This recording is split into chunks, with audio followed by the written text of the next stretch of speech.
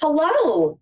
Hi. What time is it in Spain right now? So jealous. It's 4:13 p.m. Okay, before we get started, I just need to know how you ended up in Spain. My cousin just asked me that yesterday. He's here visiting.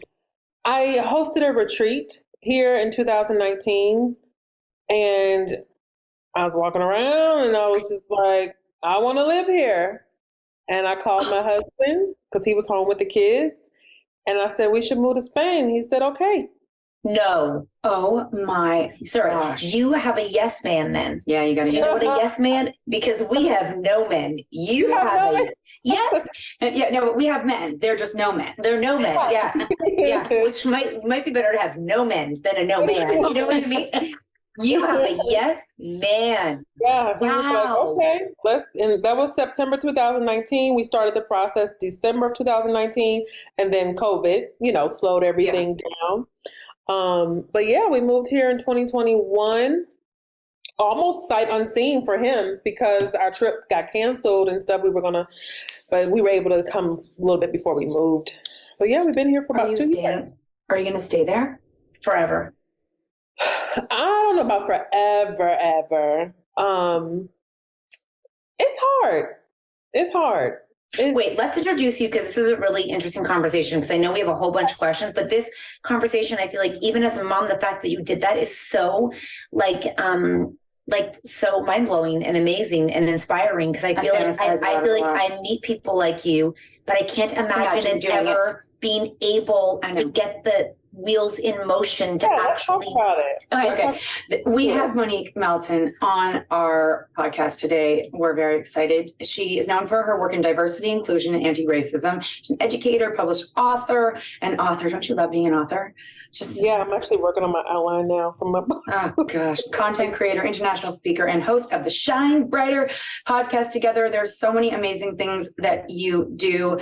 But I love the last sentence in your bio. She believes we shine brighter together. Isn't that so like warm and fuzzy, like Care Bears? Yeah, but it's true.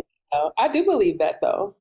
I know. Is Spain, I feel like, okay, so before we did the intro, which is kind of backwards, we were talking about Spain because I feel like the culture is very different in terms of how they live their life, how they embrace people. I don't know about how they embrace diversity because I know that, some parts of Europe are way behind and still super racist and still super systemically racist. Like when you moved there, you must have got such a good vibe because you went there for a retreat and then you felt like you must have belonged or felt like peace or maybe a happy place or what was that? Yeah, I think part of it though, to be like straight up with you, I think part of it was the fact the people that I was with. So the retreat was for Black women and women of color. And so we were just so warm and supportive of each other. No one knew each other prior to coming other than me. They all knew me.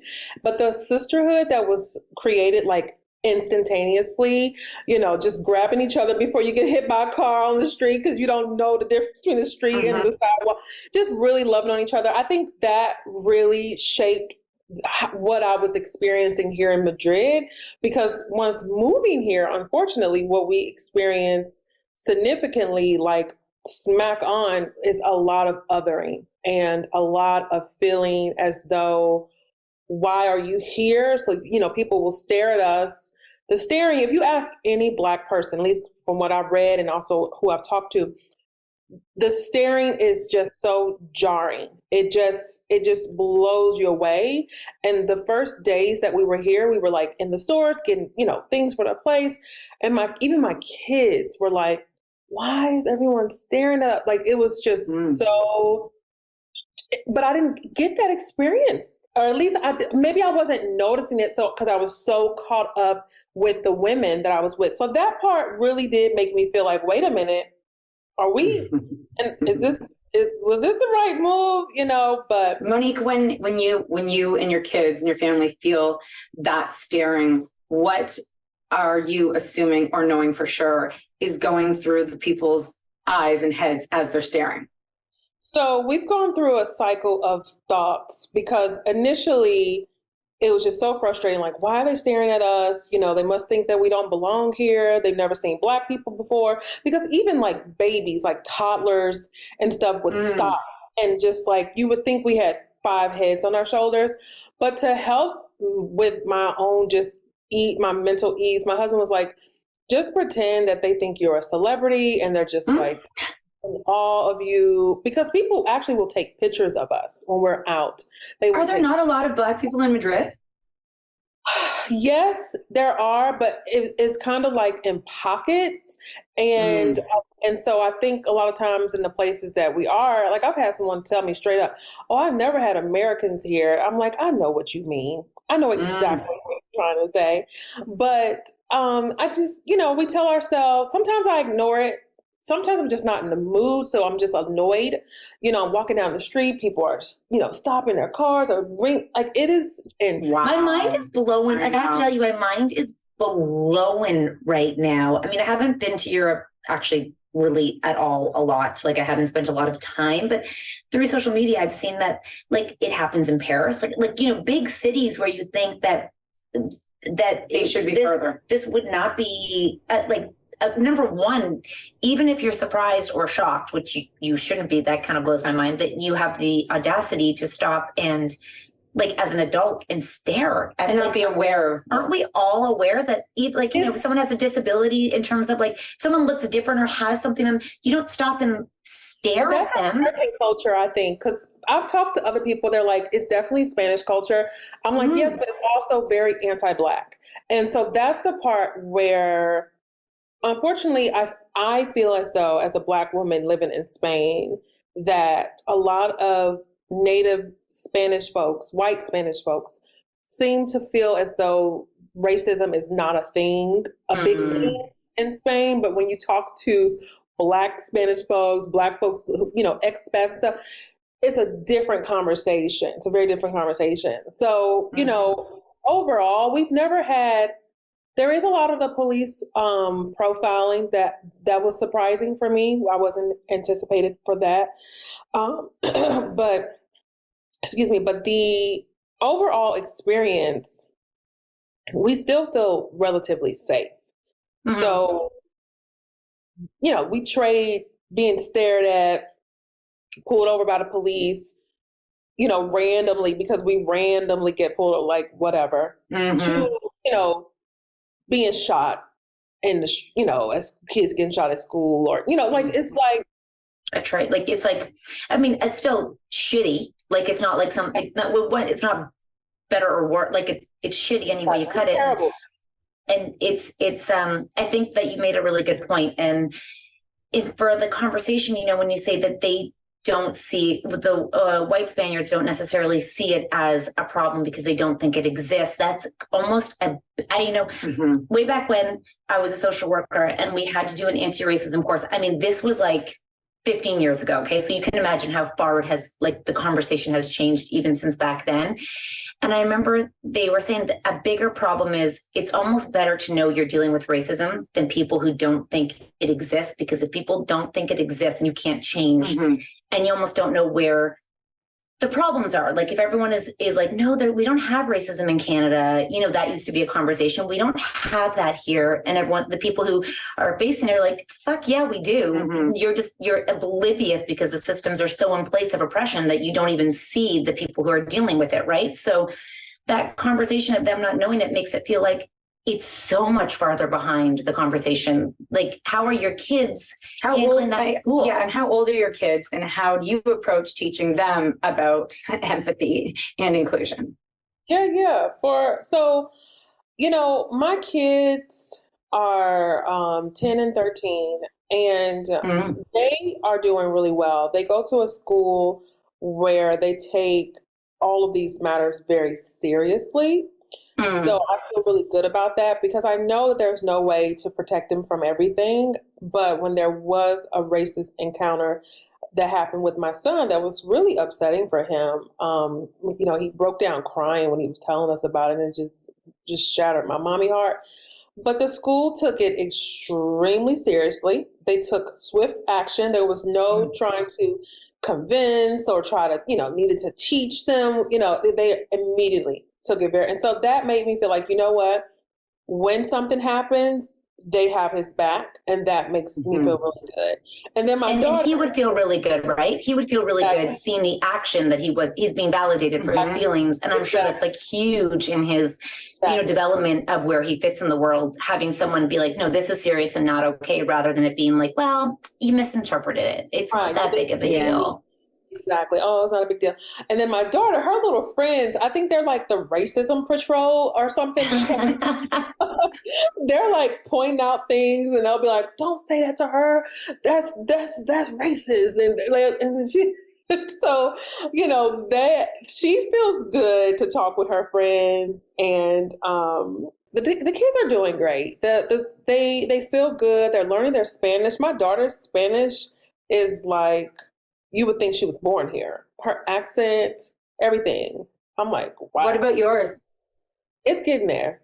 I don't know if it's ever going to be like, oh, she's from here. No, they definitely know when I'm speaking Spanish that it's not native. When you went there, like the purpose to go there was to give your kids like a different experience, or was it to go there to, because you work from home, you do online courses, you do like speaking, like what was the intent? Because I think a lot of us are watching you follow, like that's a dream, like that is a dream that you followed through. I mean, maybe it wasn't a dream growing up, but you were like, I'm going to do this. That seems really overwhelming from like my point of view. You definitely have a personality that's like, I'm not fucking around here. I'm going to like actually do this. How do you do that as a mom with 2 kids and a husband? Like, what is that in you? I have I want that. Okay. I'm going to go do that. Like I want to do that. Always. So brave. Always. And never waiting until it's all figured out either. Never waiting until it's all perfect, until all the ducks are in a row. No, just like, but not just like completely just jumping out there and hoping that something will, not that, but like, okay, this is what I want to do. Here's some stipulations. I told my husband, once I make a certain amount of money, which I had never made before, not even close to what it was. So that was kind of like, okay, it's going to be somewhere far, far in the future. I was like, once I make this kind of money, we'll do it. And he was like, okay. But then I did. I was like, oh, let's do it. This thing. I want to be married to her. I want to be married to you. And then I want a husband like yours too. Like, yeah, let's go. That's amazing. Yeah. And was COVID the same in Spain as it was in, They locked down. Like you couldn't even leave certain areas. Kids couldn't go outside. That was Canada. That was for 2 years. It was crazy. We had a lockdown last year. I wasn't allowed to come to her house, but I snuck in. Yeah, the police were called. You weren't allowed to touch grass, or the police. I got chased by the police like 3 times for my kids touching. It was crazy. I knew how to run and where to run, and they chased us. And I was like to my kids, "You're on the run now. You're on the run." I was like, I touched grass. How dare I? My kids touch grass. That's what one of my friends who lives here. She was like, yeah, it was super, super intense. It wasn't like that in the States. Yeah, I think the culture is very different. There are definitely things that I like a lot about Spain. And then there are things where I'm just like, this could absolutely be easier. There's Does it still shut down at 3:00, like for 2 hours? Like the bank and everything shuts down for 2 hours in the middle of the day? Restaurants around 4:00. Don't you think like, oh, I'm gonna have a late, lunch? No, It's so frustrating as a mom. I'm just hungry. I'm hungry and I have a minute. And you cannot get no dinner before 8 or 8:30 at a restaurant. At a restaurant, like, you can go home, do what you want to do, but yeah. So that what time do they go to bed? I don't go to bed. They party. There's kids that I remember when I made a stop when I was like 21 at a bar in like then in Barcelona, I want to say, and there was kids in the bar partying like with their moms. They were like 10 years old on the speed. No, yes, I am not lying to you. And I was like, this, what are the kids doing at the bar? Because they're like bars. There was like one bar, and then that closed. The next bar opened, and then the discotheque opened at like 1:00 in the morning. I was like, okay. Before we move on to the next question. Like that. Does the day start later? So school starts at 9. So they just don't get that much sleep. Yeah, school starts at 9, but a lot of places don't open until 11. A lot of places don't open until 10 or 11. Like if you want to go to the Gucci store, for example, they don't open until 11. You gotta wait. You gotta wait before you overspend. I've never been to the Gucci store, but I would go to one in Spain. I feel like I'll wait till 11 to go. You just sleep in? Yeah, sleep in. Sleep in and go at 11. But yeah, the kids, they're in school, they come home, but we usually eat dinner at home. Well, now we kind of eat it a little later. Yeah. During the school You adapted.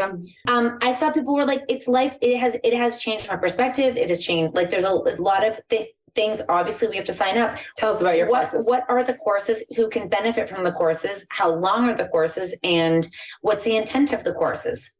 Yeah, great questions. So neither one of you have taken any of the classes so far yet. No, but you know what's so weird is I was saying we have followed you for a while. And I feel like my algorithm is so bad, right? Like I haven't seen people in years come up on my page and I'm like, whoa, like I don't even know what's going on with Instagram. But when I went back, 'cause I saw your other handle, which I went through, like your podcast.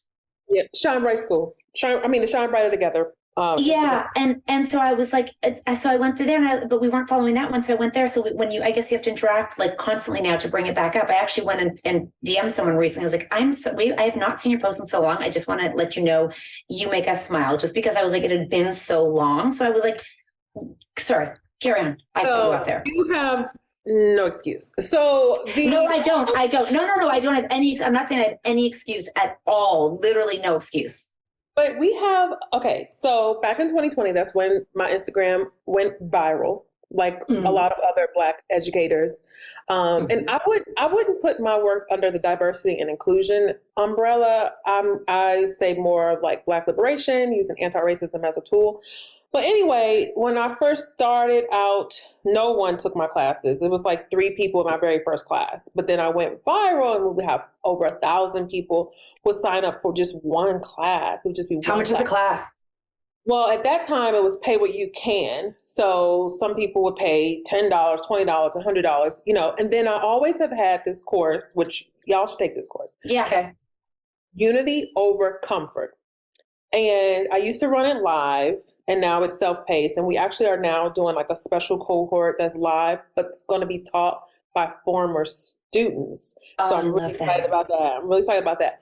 But anyway, that course is the one that a lot of people talk about, how it's just completely changed their lives, like turn their world all around in the best way. So we have like courses like that are extended. There's lots of lectures, resources, materials, and things baked into them. They're very comprehensive, incredible. We have the Unity Over Comfort. We have a anti-diet culture course. We have a Black liberated parenting course. Yes, it's for all people, not just Black people. So it's teaching your kids using anti-racism as a framework for teaching your kids how to show up in the world and be a more decent person, and commit to anti-racism as well.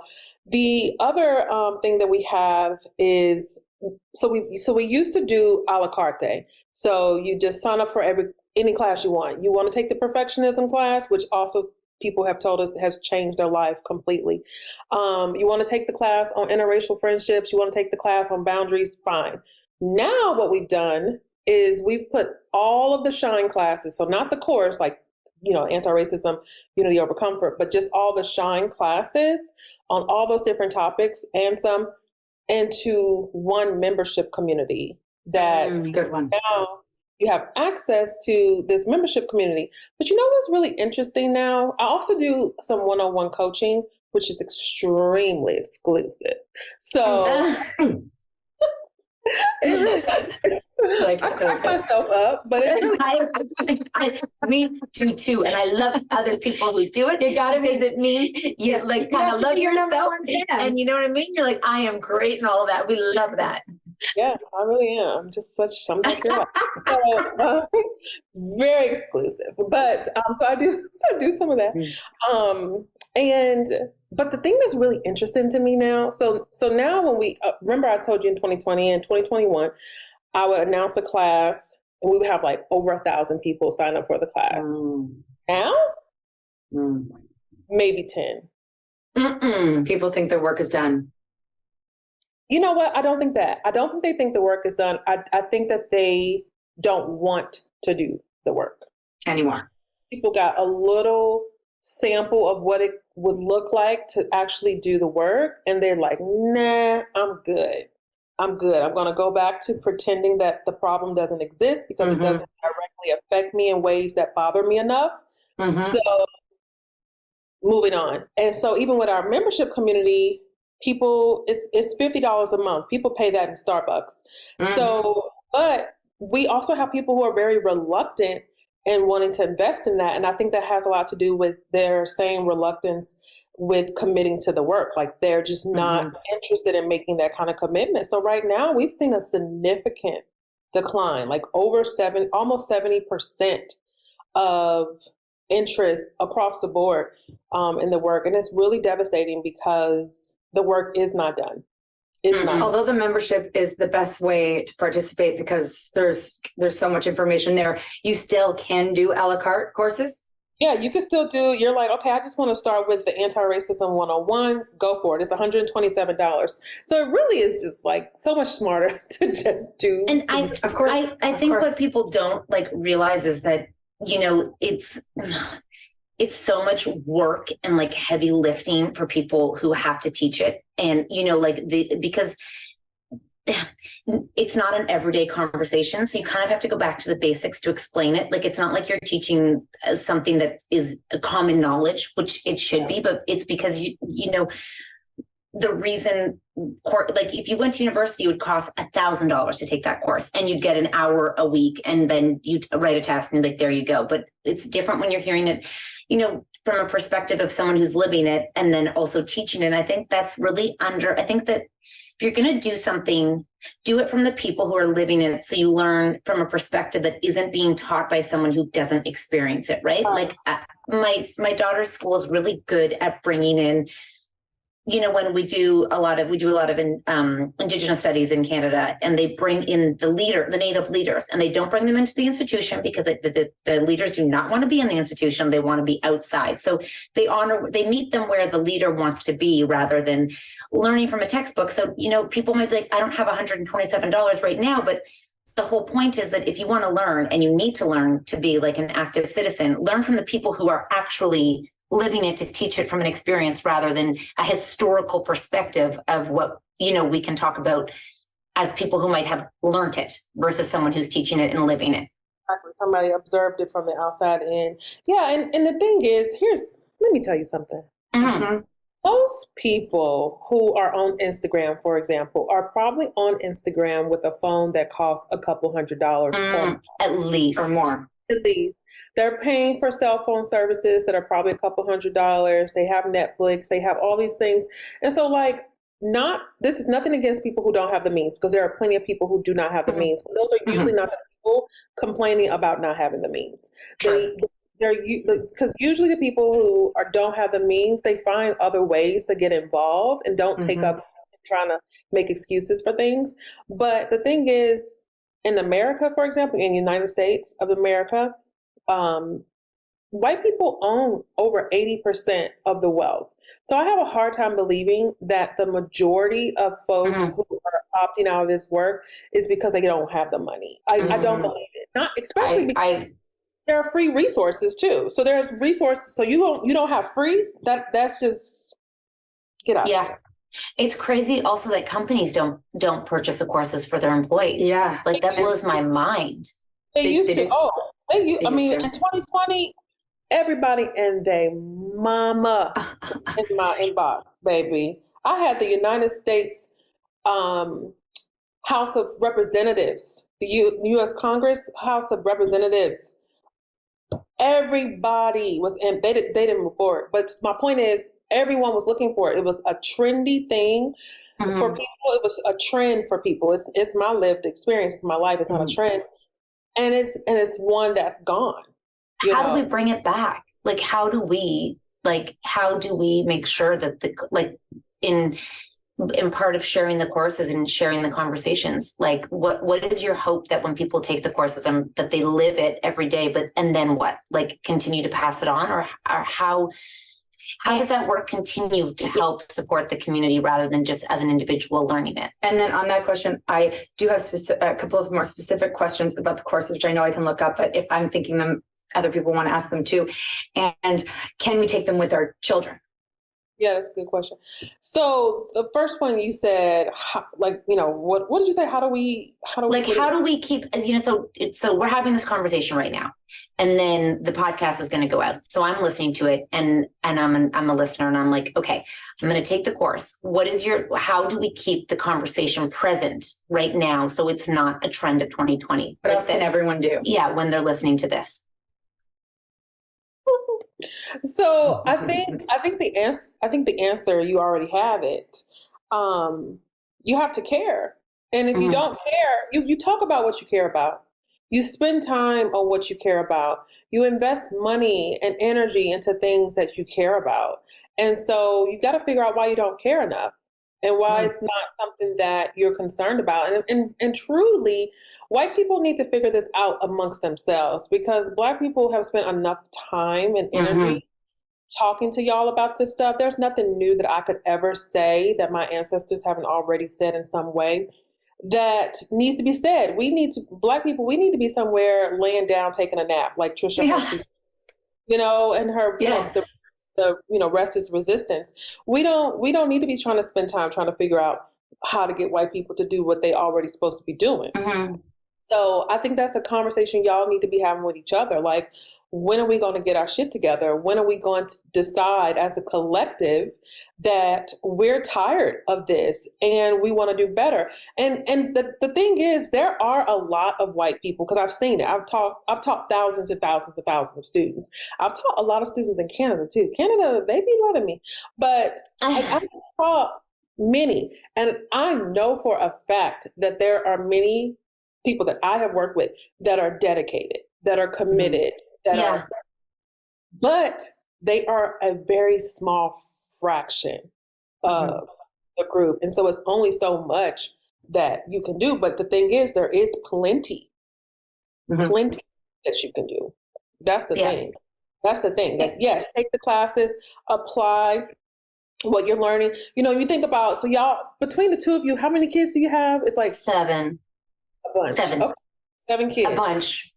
It's a bunch. So do you remember back when you were pregnant with your first, and you went to the child birthing classes? I did not. Go. You didn't go. Well, I went. I'm an 8 student. Okay. And I remember them teaching us all these kinds of things, right?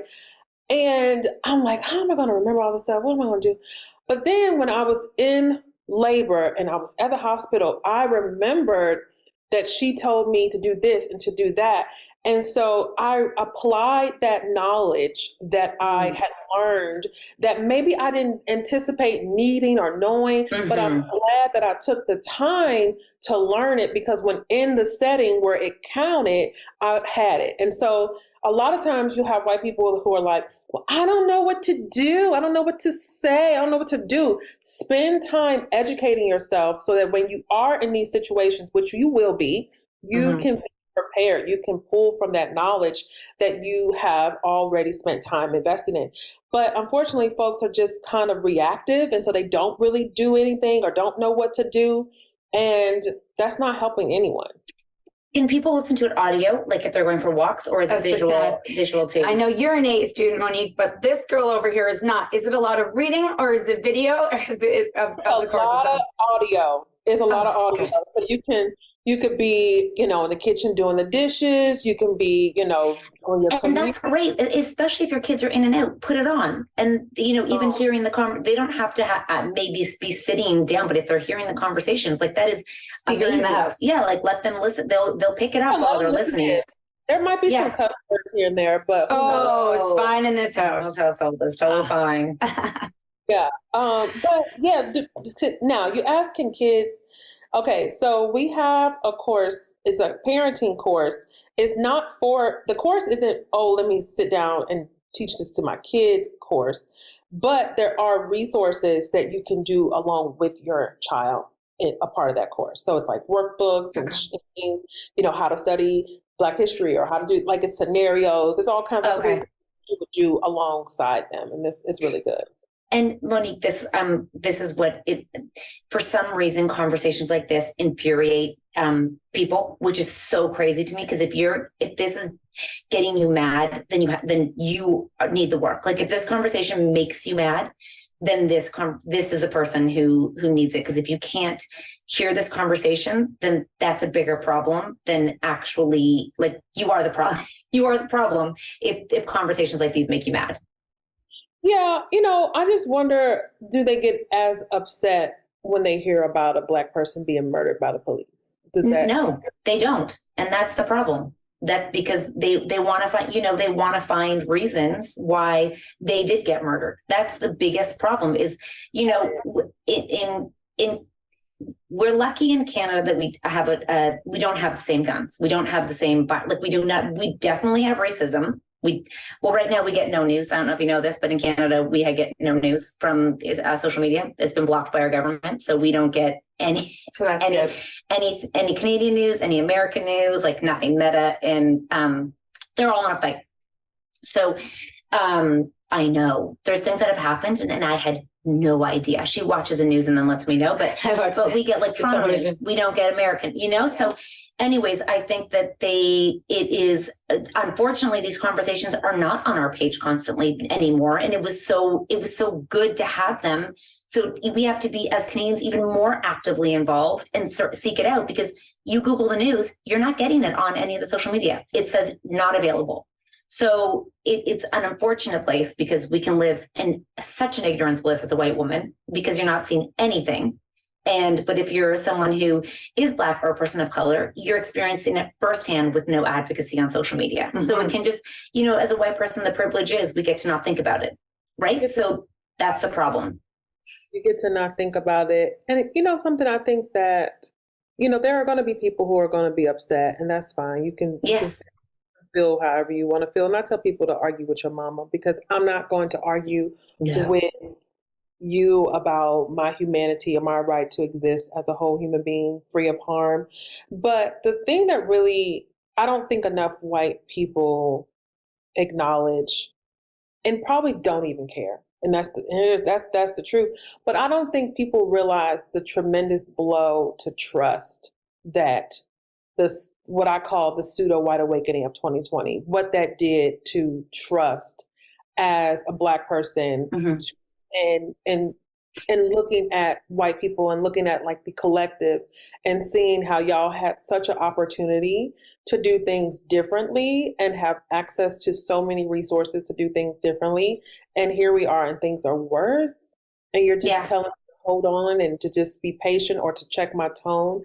I think that people haven't realized, I talk about this in Unity Over Comfort, the trust bank, and how, if you're a white person and you're like, I want to be friends with a Black person, we get along great, race isn't a thing. It is a thing.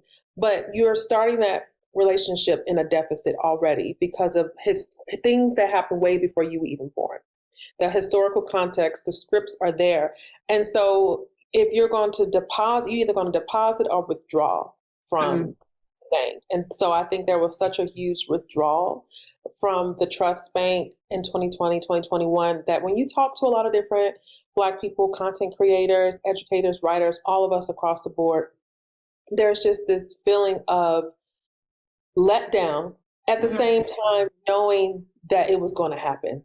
It's like you're seeing a truck coming your way, you know it's coming, you're going to feel the impact. So you're not shocked, but you're still in pain. Yeah. That's what this That's shitty. And that's a big outfall. Like that was that because that was from the top to the bottom. Like that was companies. That's like, you know what I mean? Like that's not just like the day-to-day interactions. It kind of started at the top and it's gone all the way down. Because we are content creators on social media. You are as well. What do you think that the media is playing promoting or hindering diversity of young people? And also I want to know this because between us, we have 9 children. So no, we have 7. But between the 3 of us. Monique, I'm like, okay, yeah. I'm like, did we get 2 more? I'm like, okay, we have 9 children. Yeah. Like, how's social media playing that role in a good way and a bad way for young people right now, do you think? So I think that social media is playing a good role in what? Say that part again. In hindering diversity, in promoting or hindering diversity in young people.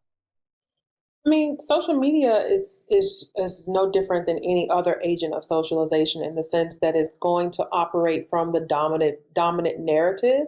And so the dominant narrative is white supremacy, right? That white is the default and everyone else is a deviation from that. Everyone else is to be measured by those standards set by white culture. And so social media, just like you said earlier, your algorithm, you don't see this, you don't see that. That has a lot to do with the fact that these things are not designed in a way to be inclusive, to be representative of what the world actually looks like. And kids are absolutely consuming that and seeing that, who gets the sponsorship dollars, who gets to collaborate with the brands, who's going to be found, all those we things. all saw TikTok, what they did. They picked someone to blow them up. Like that felt like they picked 2 people, Addison Rae and Charlie. Like if that's what they felt like, you know what I mean? Like it was like even though the dances were from Black Create, like it was just that conversation was so crazy because it felt like on TikTok specifically, because that's where, the narrative is for the children. Everyone's like, this is fully racist because we're not like the algorithm is not even picking up these people. Like, and if it's an AI, we don't know what they're programming. We'll never know what they're programming to blow up or not blow up, right? Like we'll never know. And it's not, but that's the thing. The AI is not some like mystical thing that exists out there. There are humans behind it that are designing it. Exactly. Yeah.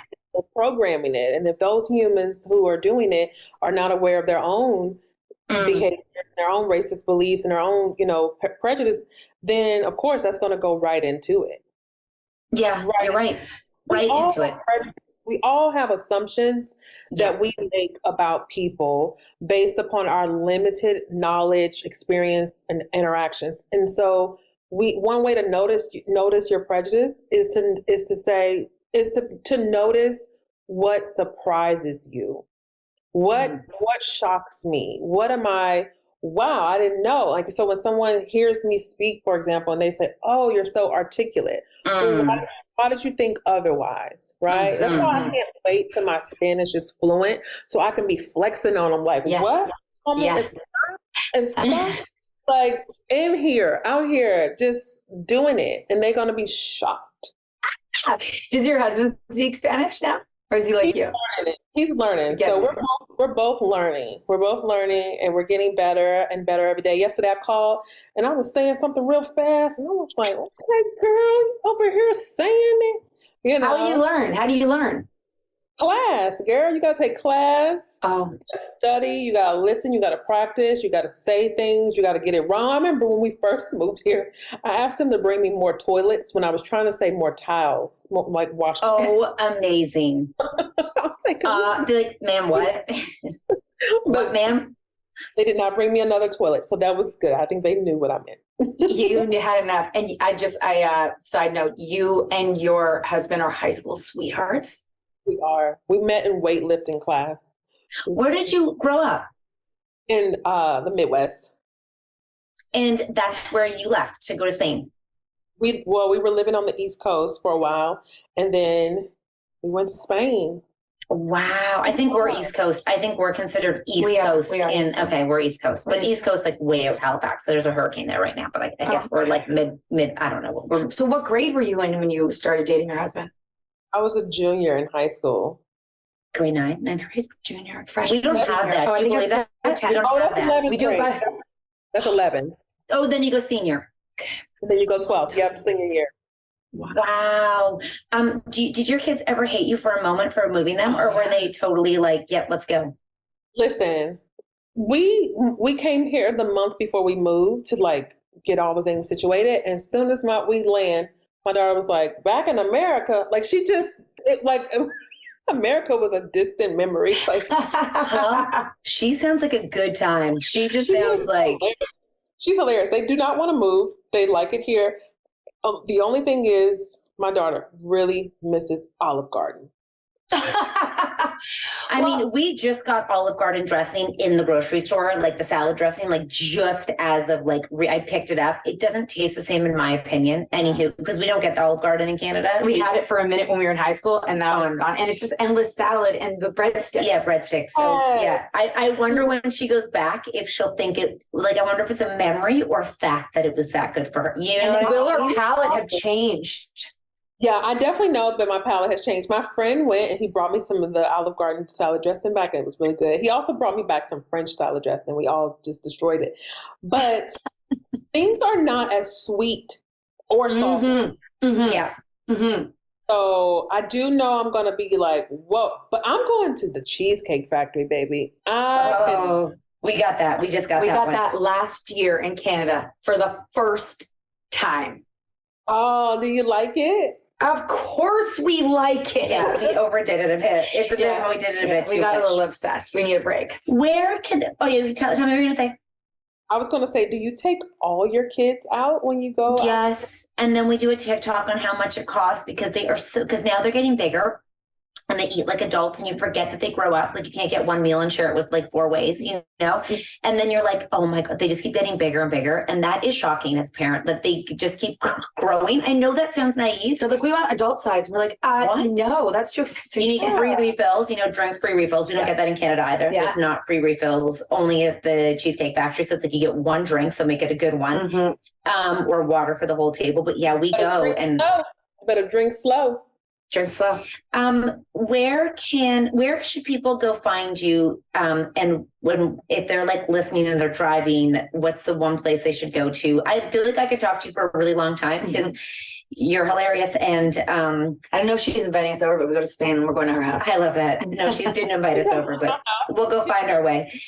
Where can they find you? What should they do? Where should they go? They can go to the Shine Bright School website and enroll in the school. Go get involved in a class. Go take a class. What's that website? ShineBrightSchool.com. ShineBrightSchool.com. Or is it TE or GHT? Oh, that's cute. No, it's just regular GHT. Shine Bright. What GHT? Wait, I think. Yeah. GHT? Okay, I don't. We have different spelling in America and Canada too, like color and stuff like that. We spell it differently. So I just had to make sure we were spelling it right. No, we do. No, I know. COLOUR. Yeah. They're OR. Yeah. Good point. Thank you. Sí, muy bien. That or the Shine Bright. Shine Brighter Together Instagram page. But if you want some more fabulousness, like yes, we do. Fashion and inspiration. Yeah. You can go to Mo Motivate, MOE Motivate. And Mo Motivate, you took a year off buying anything. That is long over, right? It's not over yet. Again? No, I started. No, it's still going. I started last year. I started last December. So I'm still nothing. How does it feel? Like, food and stuff. Yeah, of course. Yeah. How does it feel?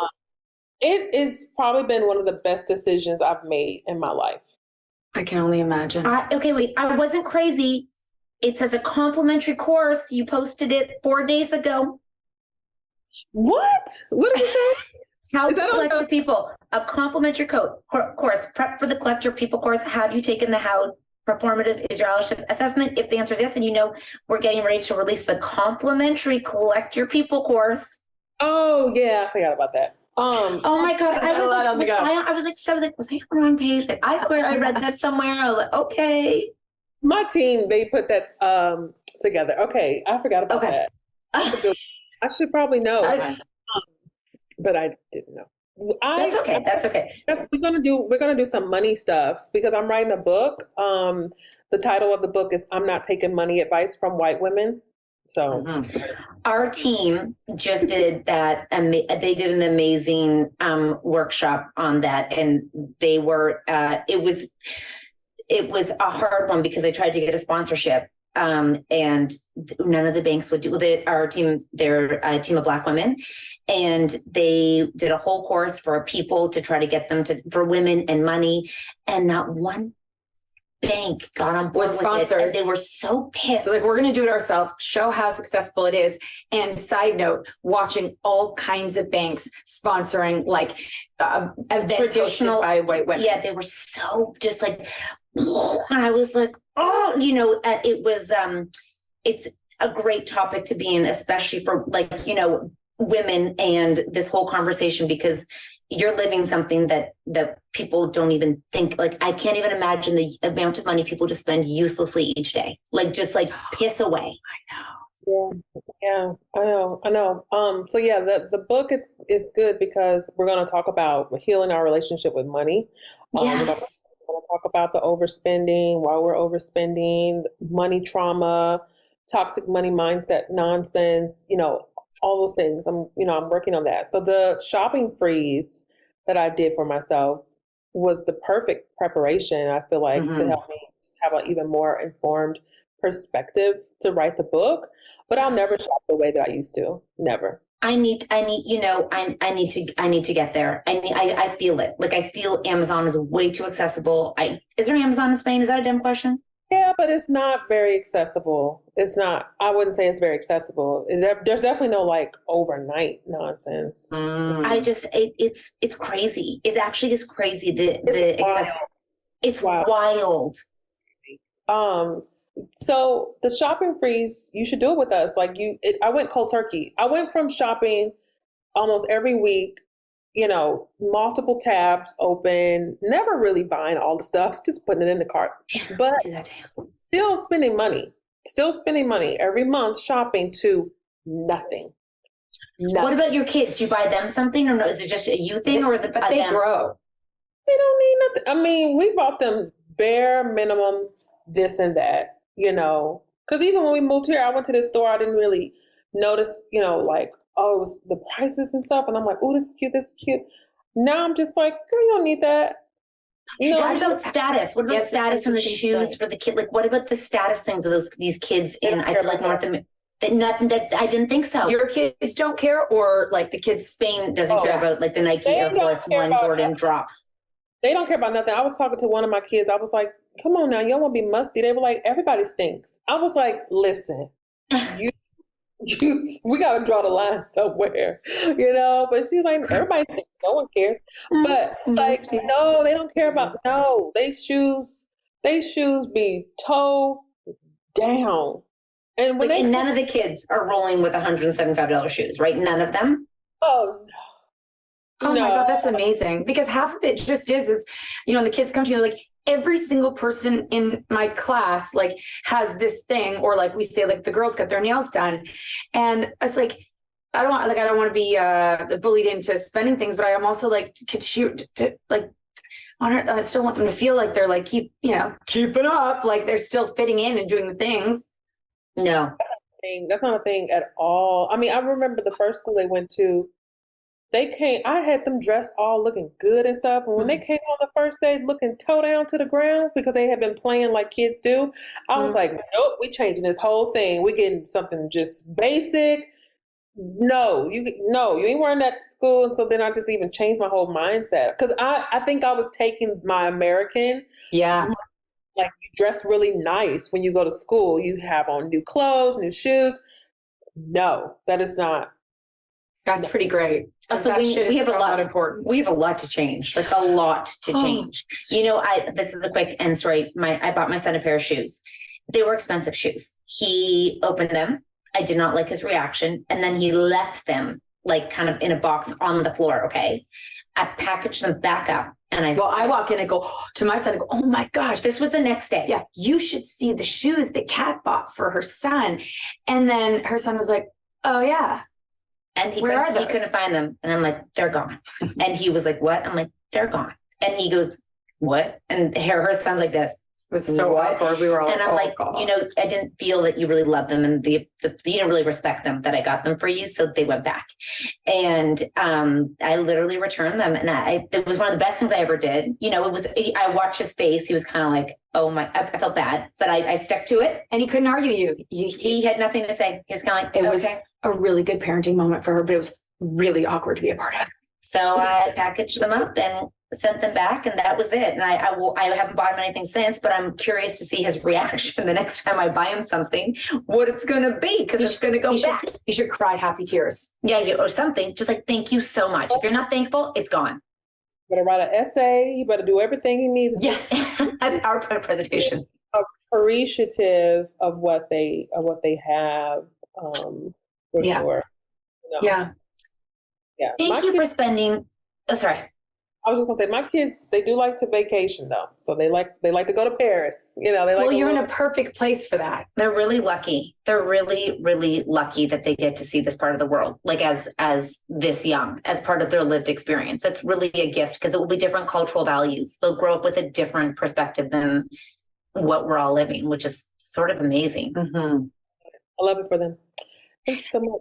Thank you. Thank you for the morning. I think we took way too much time. I apologize. And we just appreciate the work you're doing. And thank you for being you and showing up as you are. And we'll link everything, all of your stuff, so everyone who's listening can go sign up today. And you gonna sign up for something today too? Yes. I will literally, Yes. and then we will post about it and send it out. We should put it in the newsletter. Yeah, for sure. Okay. How long will it take me to go do one course? You can do it in a day. I mean, they're like to do one class, they're usually like 90 minutes, 2 hours. So Okay. I get scared of homework, but this is important, and I know where I'm going to start. don't be overwhelmed by the homework. It's not, no, don't do that to yourself. Take one. We'll double dose the medication so we can focus. Yeah. Two ADHD moms here. We appreciate you. Thank you so much. Thank you. Bye. Bye.